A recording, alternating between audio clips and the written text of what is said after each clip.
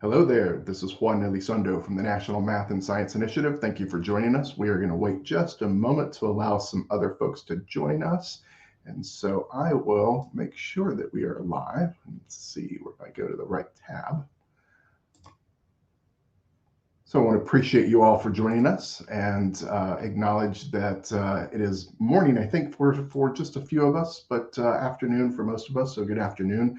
Again, I'm Juan Elizondo from the National Math and Science Initiative. You might hear us refer to ourselves as NMSI. My colleague Dayanetta Cabeza in a little bit will tell you a little bit more about us. And we're just going to give folks just another minute to join us. This is the second of our 3 Hispanic Heritage Month STEM Pathways conversations. If you missed our first with Dr. David Chavez, check out the video. He is an explosives chemist, so a lot of great conversation with him about his work and his education career. Of course, we're focusing on Latinos in STEM because we want to make sure that everyone understands that there are opportunities for anyone and that there are a variety of opportunities. Dr. Moreno today will talk about research and her work in emergency medicine research. So we're really excited about the conversation. We'll give everyone just another moment and then we will get started. Again, thank you for joining us.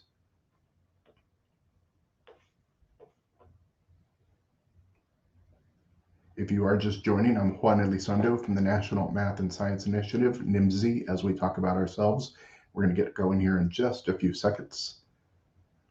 All right, well, it is the top of the hour and we have a great conversation. So it's my pleasure to get us started. And I am going to introduce my colleague, Dayanetta Cabeza. Dayanetta is our manager for program delivery and operations. Her team makes certain that the students, the educators who are in our programs have what they need, the scheduling, the coaches that we work with have the scheduling and all the information they need to be successful. And so I'm very excited to welcome Dayanetta to the conversation. Dayanetta, thank you for leading this today, and I'll turn it over to you. Thank you so much, Juan. I am so happy to be here and just to explain a little bit more about myself. I've been working with NMSI for almost 4 years, and definitely the reason why I'm in NMSI is because NMSI believes is definitely aligned with my passion for education and also preparing those great events to support those kids that are, further from opportunity, providing them with STEM. In their schools and also with educators and administrators. And to say a little bit more about why STEM. The reason why is that for those of you who may not know us, NMSI has a holistic approach to supporting education with a focus on STEM because we believe that STEM education is the greatest lever to accessing opportunity and is a match in unlocking student potential. The foundation of our belief is built on the benefits that STEM skills and knowledge deliver, including increase of faster career path, also offers higher salaries than non-STEM occupations, and definitely the technology skill is pervasive across profession. How do we do that? What's NMSI's solution model? Our holistic approach basically consists on providing teacher training, student support, administrative support, and program management. Ultimately, our goal are to create school culture that support all students, also empower students to reach their highest potential, and contribute to social impact through equitable education. So definitely, as you have been able to hear, NMSI is definitely focused on reaching out those that are interested in the STEM education and providing them with resources to be successful. And now, today, we have someone that will definitely be able to talk about her own experience. Her name is Dr. Lisa Moreno-Walton. She is a professor of emergency medicine, director of research, diversity, and the Latino Scholars Program at Louisiana State University, New Orleans. She is president of the American Academy of Emergency Medicine, and an NIH research scholar. But definitely, she would be able to share a little bit more about her with us. So I am more than happy to introduce Dr. Lisa Moreno-Walton. Hello. Thank you, Dayanara. Thank you so much for having me here at the NMSI Conversations about STEM. I am very excited about talking to you because I share the passion that NMSI has for encouraging young people to think of careers in STEM. Thank you. Thank you so much, Dr. Moreno. Definitely. We definitely have a couple of questions that we would like to ask you. So I'm going to go ahead and start. And we are very happy to have you here. I'm going to go ahead and start with our first question. Are you good with that? I'm ready. Perfect. So one of the questions that we have is, what experiences led you to emergency medicine? So I think that, one of the things in medical school I thought about very much when I started medical school was being a primary care physician. Um, and then I became very interested in surgery. But as I explored the different options in medicine, I realized that most underrepresented minorities use the emergency department not just as their safety net, but as their primary care physician in many cases. We live in a country that most unfortunately does not regard healthcare as a human right, but regards healthcare as an industry that where people can make profits off of the illness and injury of humanity. And in the emergency department, you are free as a physician to give the appropriate care to every patient every single time. So the emergency department is open 24 hours a day, 7 days a week, staffed with us, the emergency physicians. We are not concerned about your ability to pay. We can do what we need to do for you at the time. I can order whatever tests are needed. I can effect whatever cure is needed. We save lives on a daily basis. And so I felt like, first, emergency medicine will meet the needs of the community that I choose to serve.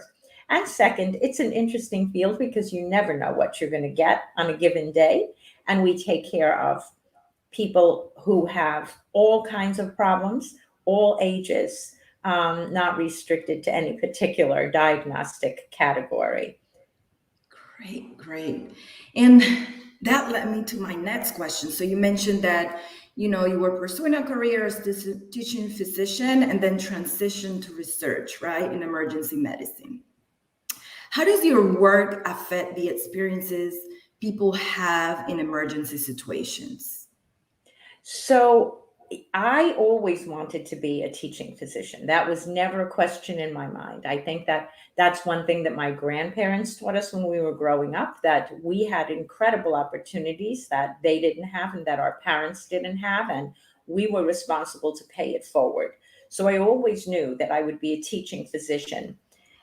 And one of the things I appreciated about being a teaching physician was the fact that I was not only impacting the patients that I was taking care of myself, but I would impact the care of patients going forward. My medical students, my residents would learn from me culturally sensitive, culturally humble, equitable, appropriate care, and they would be able to provide that care to patients going forward. And as one of my mentors said, that's your immortality, that you train the next generation of physicians to give proper, culturally appropriate care, and they go on and they train the next generation of physicians.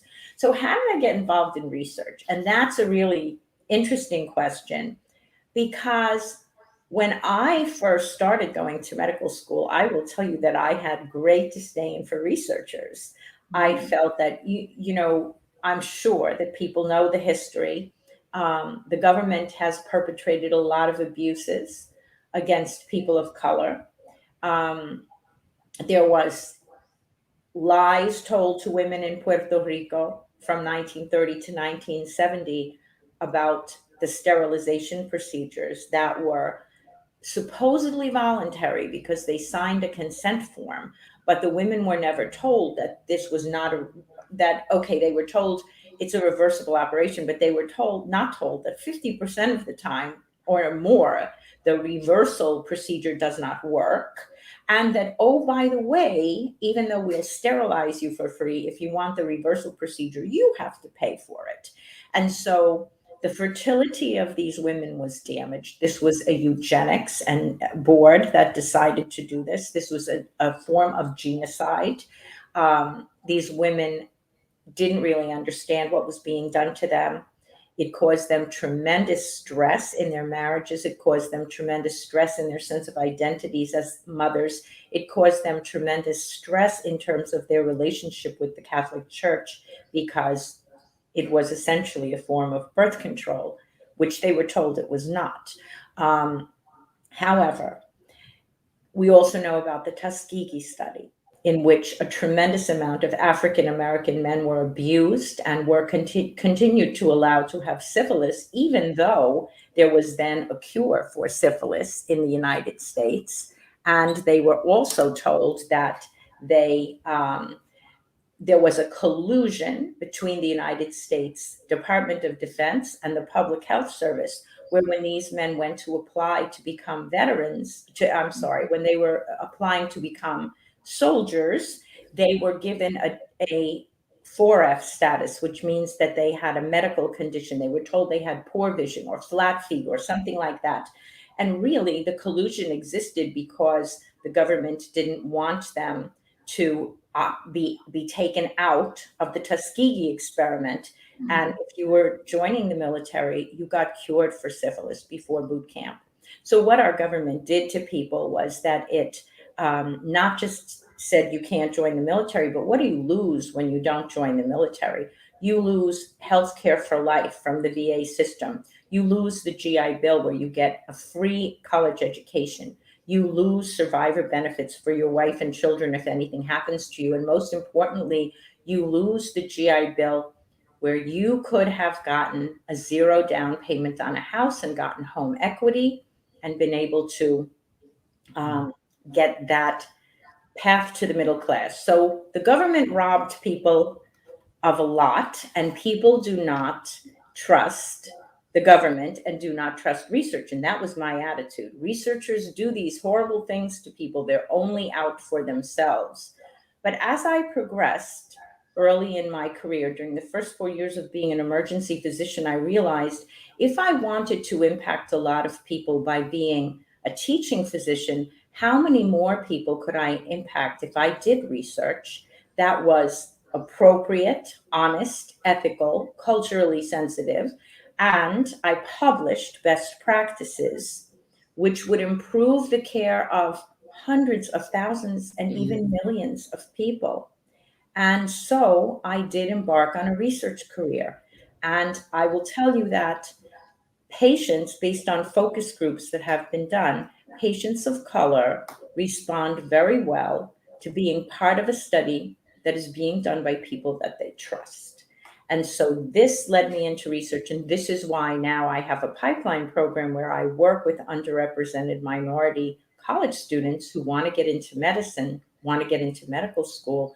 And I teach them how to do research, because these are the people that are going to be doing research that is going to help communities of color.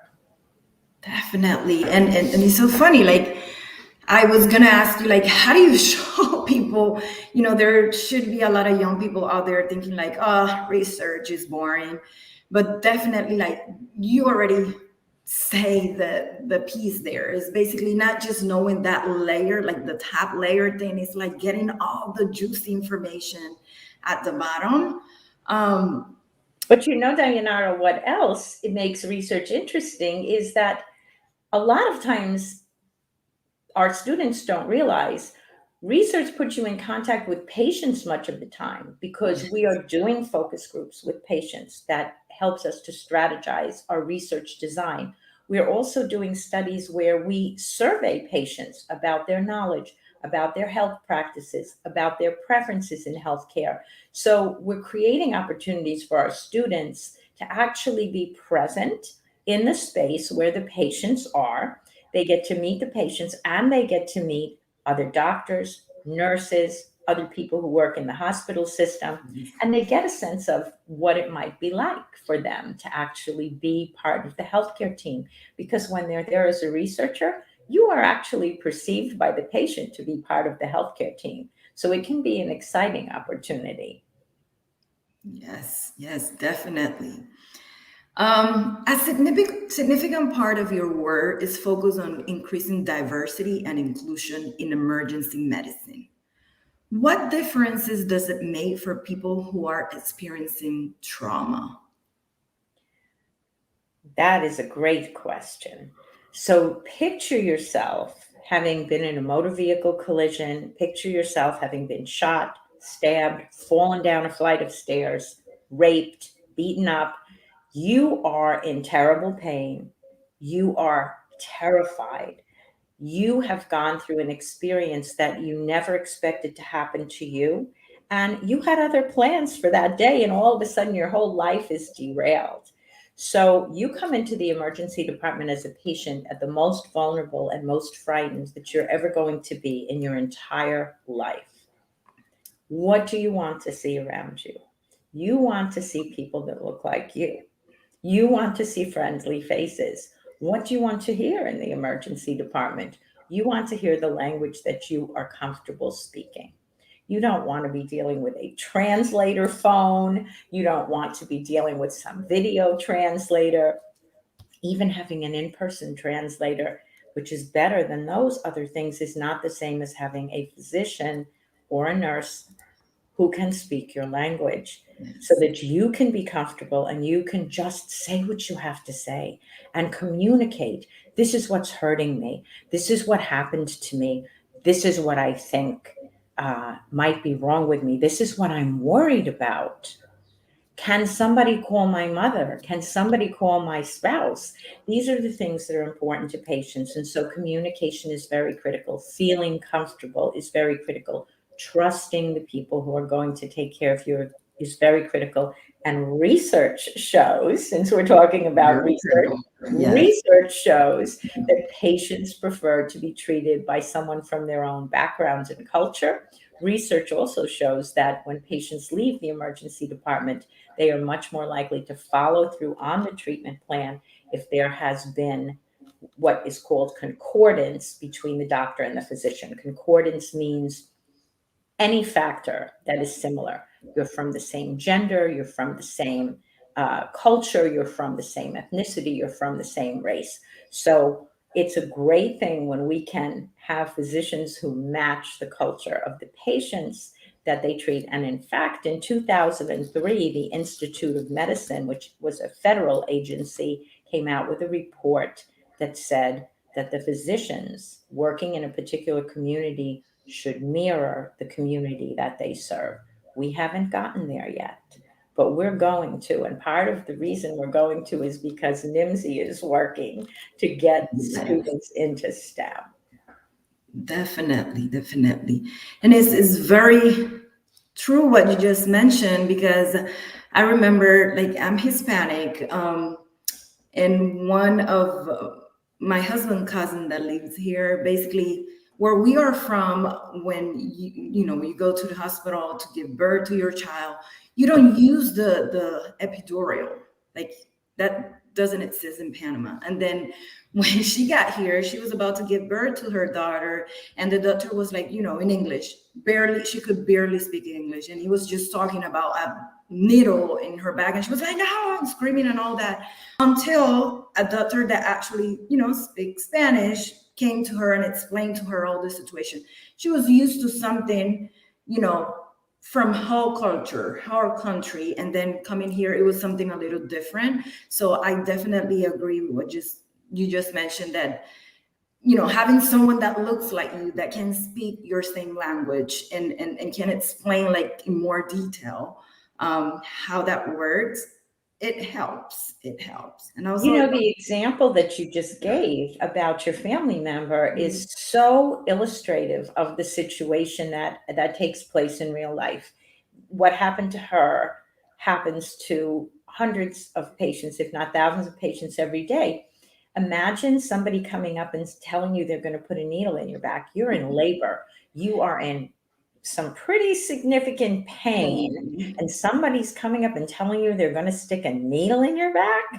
That's terrifying. And you don't know what's going on. And then as a mom, you're thinking, is something wrong with my baby? Is something going wrong that they need to stick a needle in my back? Meanwhile, as someone who spoke Spanish came up and explained to her, you're going to get a needle to deliver some medication so that your labor is easier and you won't be in so much pain. Now she feels, okay, these people are here to help me. Before that, she's thinking, these people probably don't understand what's going on with me and what are they going to do? Or is maybe something wrong with my baby? And then her fear is increased. And when fear is increased, pain is increased. So that was a great example that you gave. And I think that that happens probably thousands of times a day around this country. Yeah. All right. So, Dr. Moreno, you are the first woman and the first Latinx person to serve as president of the American Academy of Emergency Medicine. What do those milestones mean to you, and what are the biggest things you are working on in that role? So, breaking barriers is really important. There is a book called Blink by Malcolm Gladwell, and he talks about if you just blink your eyes, what do you see? So what do you see when I say the word doctor? What do you see when I say the word professor? What do you see when I say the word leader? What do you see when I say the word engineer? What do you see when I say the word scientist? We have to change the image of what people see when that word is said. And I am deeply grateful to be part of what is changing in this country, and that is the image of people in STEM. I'm very proud to be part of that. And one of the things that is important to me is that there is a legacy. So I have an opportunity to bring up other people. I have an opportunity to mentor people into positions of leadership in my organization, and that is what I am doing. I have a tremendous focus on mentoring future leaders of the American Academy of Emergency Medicine who are women and people of color. That is where the disparity exists. White males are overrepresented in the field of medicine, far more than they exist in the population. They're overrepresented in medicine, and it is time to follow the edicts of the 2003 Institute of Medicine report, which says physicians need to look like the people they serve. So we need to make sure that women and underrepresented minorities are taking on these leadership positions. And that is one of the things that I work very hard at every single day for the American Academy of Emergency Medicine. When I started on the board was composed of all white men and me. And if you look at the picture of our board today, it is a rainbow of skin tones, a rainbow of ethnicities, and it is also pretty evenly divided, almost. We're over a third women. So I am excited to be part of that change. And I am actively and strategically placing people so that they can replace me. And I think that's really important. And that's one of the reasons I work with students. Eventually, I'm hoping, God willing, I'm going to be able to retire someday. And when I do, I want to be sure that there are women and people of color who are taking my place and who are leaders in medicine and in STEM. Perfect. Thank you so much for that. You were, giving your little bit to make sure that we have a more diverse scenario. And talking about like that role model, I want to ask about your education. Were there Latinos and Latinas educators and other professionals who you saw as role models? So I think that, that situation is getting better. When I went to medical school, that was not so common. Even when I went to college, that was not so common. Those things are changing. And again, I think it's been very strategic. on the part of colleges, universities, and medical schools. It was rare that you would see a professor who was Latinx or who was Mhm. Black outside of an HBCU or a school in Puerto Rico, as far as the United States was concerned. That is changing, and efforts are being made to change that. Efforts are being made. It's again that sort of unconscious bias that Malcolm Gladwell talked about in Blink. What do I see when I see a leader? So when people are thinking about who to promote or who to give an award to or who to hire, they don't even get the picture in their head of someone who is a woman or an underrepresented minority. Mhm. So I remember sitting at a meeting about 4 years ago where leaders in the American Academy of Emergency Medicine were talking about who to give an award to. And I sat there and I knew what was going on. And after about 15 minutes, I said to them, gentlemen, we have been in this room for 15 minutes talking about worthy recipients for this award. And in this entire 15 minutes, no one has mentioned the name of a single female, and no one has mentioned the name of a single person of color. And they said, oh my God, oh, no, there are tons of women who would be worthy of receiving this award. There are tons of people of color who would be worthy of receiving this award. So I said, let's talk about some of them. But I pointed out to them, your unconscious bias is such that those people's names and faces did not come into your head automatically. The names and faces that come into your head automatically are the names of white men, because that is who society views as leaders and achievers. And we have to change that. Perfect. Uh, One question that I have, like, what do you use as courage to, like, in that specific moment where you could see it but no one else could see it? What like give you that courage to speak up and be like, are you all not seeing this? So that's a difficult question. And the reason it's difficult is because students and residents in training or postdocs in training are in very vulnerable positions. People are evaluating them. And so it can be dangerous for them to raise an issue that may not be well received by the people who are giving them a grade, deciding whether they get admitted somewhere, writing them a letter of recommendation. What gives me courage, and what's given me courage, over, I guess, the past decade in my career, is I sort of sit there and say, you know what?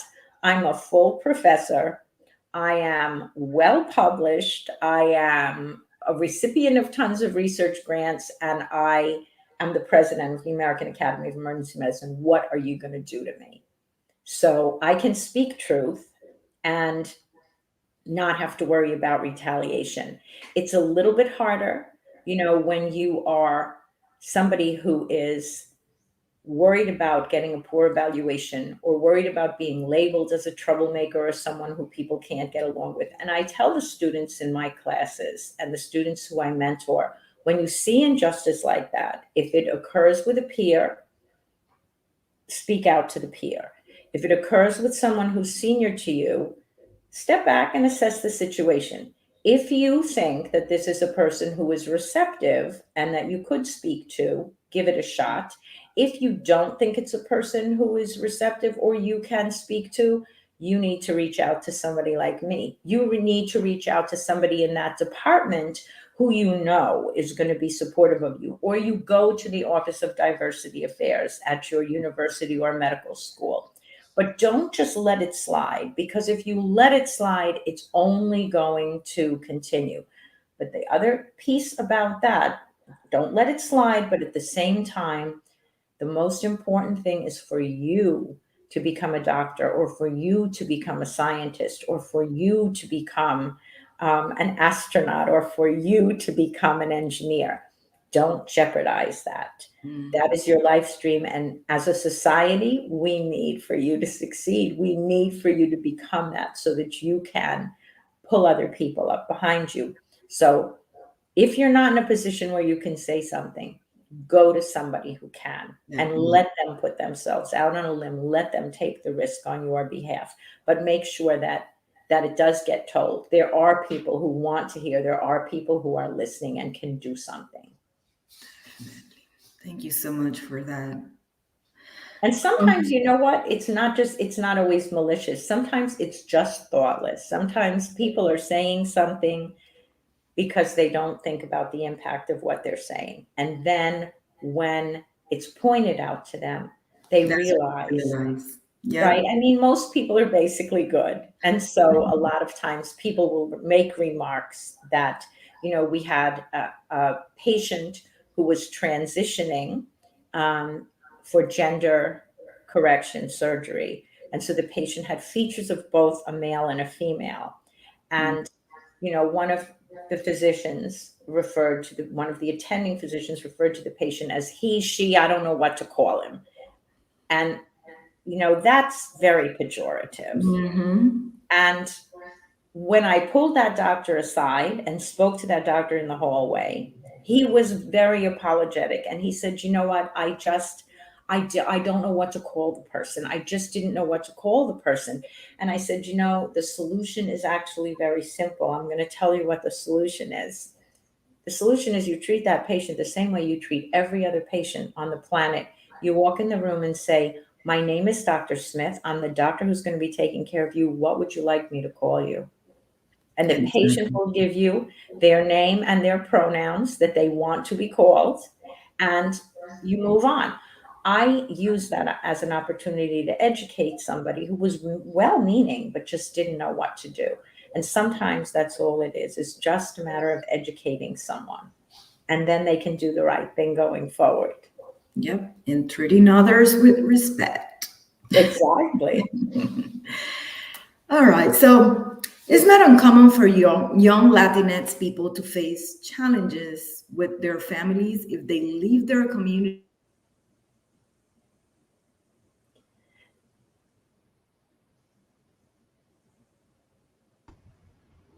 Oh, it looks like Dianette is having a little bit of internet troubles. So I think she was going to ask you, Dr. Moreno, there are... you have a question, Dr. Moreno?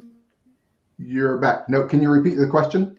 Okay, I'm going to repeat the question. So, it's very hard for people in our community to live and in order to advance academics. How do you help the young people you mentor address those challenges with their families? So I think it's hard for, and being a parent myself, I understand it. I think it's hard sometimes for parents to watch their children move into new ground where they cannot guide their children. So there is a hesitancy to let a child enter the world of college applications, enter the world of medical school applications, PhD applications, when the parent hasn't been there before and the parent can't guide the child. So you hear remarks like, people like us don't do that. We don't become doctors. We don't become scientists. But sometimes the parents are just trying to be protective of the child. They don't want the child to experience failure. They don't want the child to experience hurt. And in cases like that, it's helpful for the parents to speak to a mentor, and it's helpful for the student to find a mentor. In fact, it's essential for the student to find a mentor. The mentor can partner with the parents and say, you know what, we together will guide your child through this process. I've been through this process. You'll give them the family support. I'll give them the institutional support. And this is something that I do very much with my pipeline students, my college students who are applying to medical school and aspiring to be medical students. I make it a point to meet with the families, to make myself accessible to the parents, and to assure the parents, your kid has what it takes. Your child's able to do this. We have to work together. You give them the family support. I'll give them the institutional support. I'll help with their applications. My staff will help them fill out the forms that they need to fill out, and we'll work together to get them. Another difficulty is the economic difficulty. It is extremely difficult for families of color who, on the average, have a lower socioeconomic status than white families do in this country to think about the debt that's going to be incurred by a student who is getting a PhD or a student who is getting an MD or a DO degree. The average physician graduates from medical school today with a debt of about $250,000. Wow. That's astronomical. So the family has to face the fact that this student is not working while they're in graduate school or medical school, and then that they are going to graduate with a debt. Again, it's important to find a mentor. It's important to go to your Office of Diversity Affairs, find out what scholarships are available, find out what loan forgiveness programs are available. As far as PhDs are concerned, there are many times when you can get a PhD for free if you are willing to continue to work in that institution after you get your degree. For physicians, there are opportunities for physicians to get loan forgiveness if they're willing to work in an underserved area afterwards. These are not opportunities that are widely broadcast. You have to look for them. And so it is important for families to know. So I think it's really important. Find a mentor who's doing what you want to do. Make sure that your mentor and your family are working together to support you, are collaborating to address the needs and the worries that the parents have and that the family has. Great, great. Another question that I have, like, is there any experiences where there was just, people of color or only one woman in a class or a professional situation? Is there any like experiences like that stand out for you? Oh, sure. There definitely are experiences like that. So, one of the things that happens is something called imposter syndrome. And for people who are not familiar with it, imposter syndrome means that you feel like you are an imposter, like you are a faker, like you are not somebody who really is capable of doing what it is that you are in the room to do. So, this is much more common among women and underrepresented minorities than it is among Caucasian males. And it's that sense that, I don't belong here. I'm not really, when I remember when I first started in medical school and I went onto the wards, I had this feeling like I'm a kid. Why do people think that I'm an adult and that I'm capable of making decisions for my patients or explaining things to my patients or doing these advanced procedures on my patients? I'm just a kid. I don't, I'm not qualified for this. And when you look around you and you don't see people who look like you and you don't see people who come from the background that you come from, this imposter syndrome is even stronger. So you're sitting in a room and you feel like I really don't belong here, and everybody else knows it and everybody else thinks it. And unfortunately, sometimes you're right about the second half. You're not right that you don't belong there. You do. But you're right that there are other people sitting in the room who think you don't belong there. And since that happens, it kind of reinforces that feeling. That feeling that I talked about before, like, nobody else looks like me, nobody else sounds like me. Therefore, if everybody thinks of a Caucasian male when they think of a leader, if everybody thinks that they think of a Caucasian male when they think of a decision maker, and now they're looking at me and I don't look like a doctor. One of the other things that is a disadvantage is height. And we don't think about that. But when you think about the language that is used by Americans, the language that is used in English, what are two phrases that stand out that make height important in how we choose our leaders? We say, I want somebody in a leadership position who I can look up to. Who I can look up to. We also say, and this is a very common phrase in medicine, we say, I stand on the shoulders of giants. Not I stand on the shoulders of average height people, not I Mhm. stand on the shoulders of short people. It I definitely made stand on the sense. shoulders of giants. And so very often, despite the fact that I'm an experienced physician, I've been doing this work for over 20 years, and I will have consultants come down to the emergency department and they will start talking to one of my residents who is a white male, and they'll start talking to him before they talk to me. And you can't tell so much on a video like this, but I'm only 5 feet tall. And so I literally say, hello, down here, I am the attending physician. And sometimes I try to make light of it and I'll say to them, you know what, I very much wish that I looked like I was 25 years old. I very much wish that I looked young enough to be the resident, but I know that I don't. I'm the attending physician. I'm the doctor in charge. So you have to assert yourself, but that feeling, it takes years to get over that feeling of I don't belong here. I'm not the person who should be making these decisions. I'm not the person in charge. I'm not the person who's worthy of this. And you have to talk to yourself. You have to talk to yourself over and over again in those situations. Be mindful, take a deep breath, and say, I've earned this. Yes. I belong here just as much as anybody else. And you do have to remind yourself. Somebody said something interesting to me yesterday. Sometimes it helps, she said, to think about the way you would treat someone else in that circumstance. So if someone you loved came to you and said, you know, I'm suffering imposter syndrome, I don't feel like I'm worthy of this, I don't feel like I belong here, what would you say to that person? And then you need to be as nice to yourself as you would be to the person you love. So that was a good piece of advice. Yes, You need to be nice to yourself the way that you would be to somebody that you love. definitely. And that is a great way to approach it too.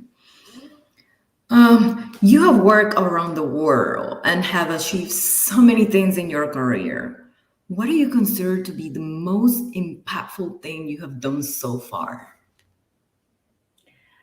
That's an interesting question. So I think when you talk about impactful in terms of impacting other people or impactful in terms of impacting me. So impactful in terms of impacting other people. I would say that certainly becoming the president of the American Academy of Emergency Medicine has impacted all of the people that are going to come behind me, all of the people who have had doors open for them because of the things that I've done. And the second thing I would say is that the second most impactful thing on others is the pipeline program that I run. I am really proud of it. I have a 100% success rate. Every student that I've ever trained over the past 12 years has presented their individual research project that they did with me at a national meeting, and some at international meetings as well. And every single one of them has gotten into either medical school, or some of them have changed their minds. A couple have wanted to go into biomedical engineering. One has become a geneticist. One has become a hospital administrator. One has even become a social justice attorney, because as he kind of worked his way through the process, he realized that he wanted to become a physician to help people, but he really didn't love science. And so he found another, what I think is an equally important way to help people. And when he called me and told me he wanted me to write him a letter for getting into medical school, he said, I hope I haven't disappointed you. And I said, oh, no, you haven't.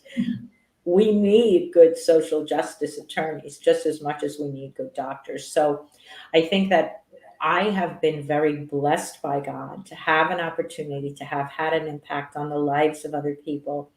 And again, you know, I think of my own mentor's comment, this is your immortality.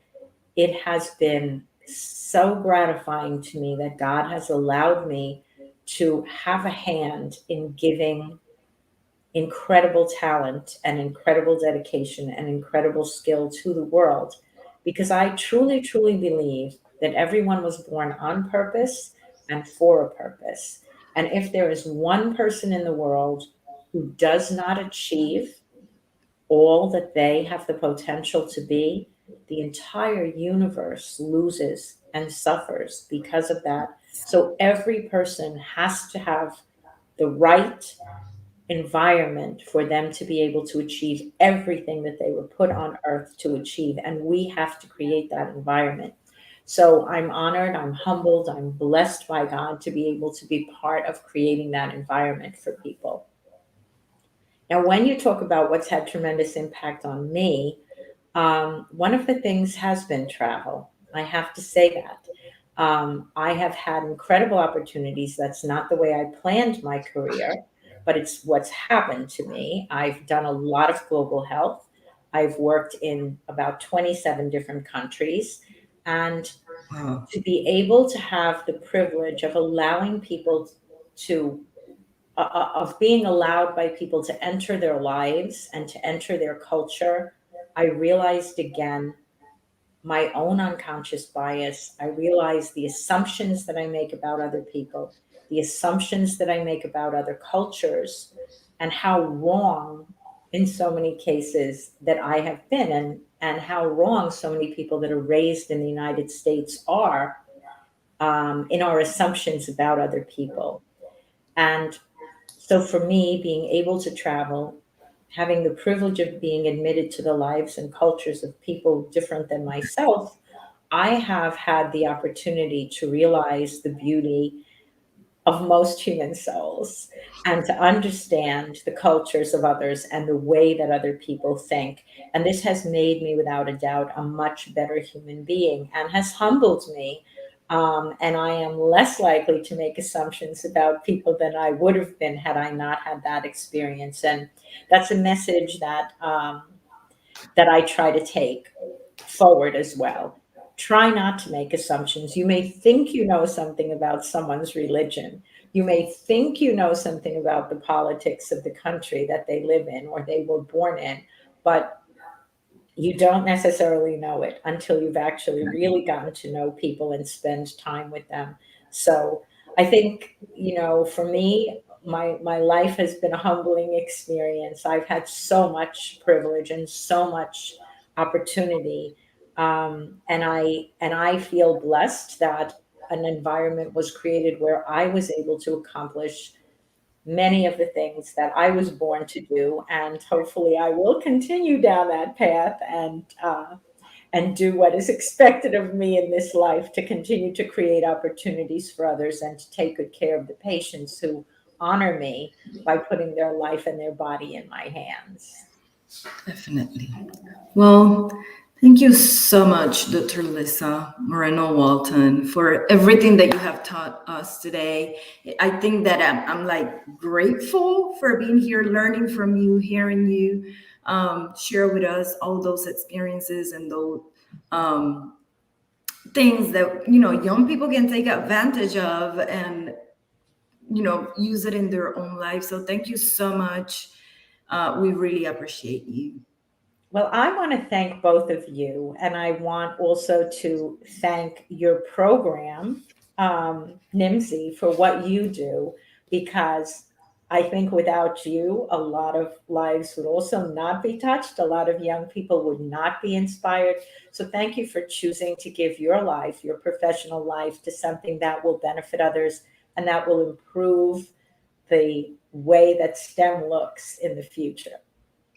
Dr. Menard, your talk today has really, there's a number of things that jump out for me throughout the conversation, but I will say that as you talked about research and how it really intersects with patients, I think that really gives students and young professionals that viewpoint of, I'm not stuck in a library, I'm not stuck in a lab. And so lets them see another piece of that. And then your last comment, and I really appreciate you taking both perspectives of impact, because we all want to be fulfilled individually in our careers. And so hearing that opportunity to travel as part of your STEM career, again, I think people think, oh, I'm a doctor or I'm going to be a researcher, so I'm in this place. But you illuminate the doors that it opens to do other things, including that travel, which is brought fulfillment to your life in a different way. So thank you so much for sharing those things and your work at the American Academy and your work in teaching. We just really appreciate you being here. I do want to share with the audience, if they're watching live or watching the recording, that Dr. Moreno is a second of our Hispanic Heritage Month speakers. And there is a video of Dr. David Chavez from last week. And next week, we'll be talking with Dr. Minerva Cordero, who is a mathematics professor at the University of Texas at Arlington. So again, thank you very much. I also will, if I can, there we go. I'll share our contact information.